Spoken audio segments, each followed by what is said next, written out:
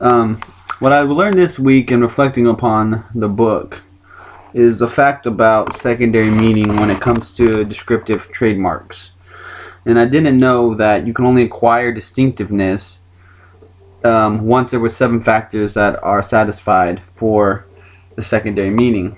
And to go through the quick list of the 7 factors, it's length and manner of the use of the trademark or trade address, 2, volume of sales, amount and manner of advertising, nature of the use of the mark address in newspapers and magazines, consumer survey audience, direct consumer testimony, and the defendant's intent in copying the trade dress.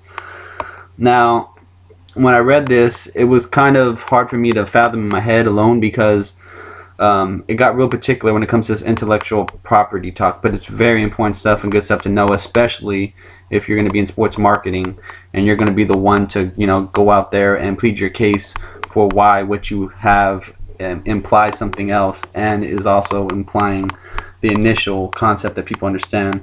For instance, that LSU case versus Smack Apparel Company, I thought that was a very interesting case study they had in the book, because the fact that we all do know of LSU as a purple and gold, but some people try to say no, that's not what it means, is that their colors have no meaning or identification and cannot be trademarked.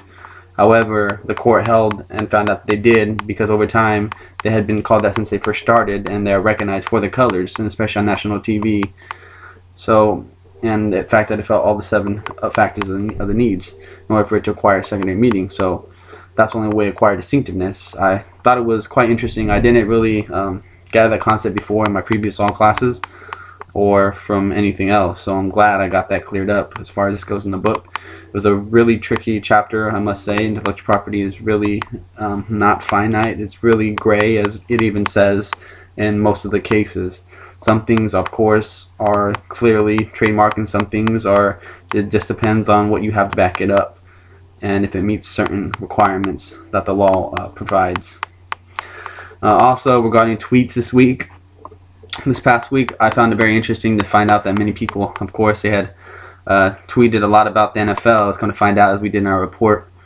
I didn't know about the Diana Taurasi thing, about them being capped at the $100,000 mark or around there. Yeesh, that's pretty hard to believe, considering she getting paid to sit out way more and play in Russian league. So I have a feeling a big turnout or big turnover is going to come with that in the WNBA.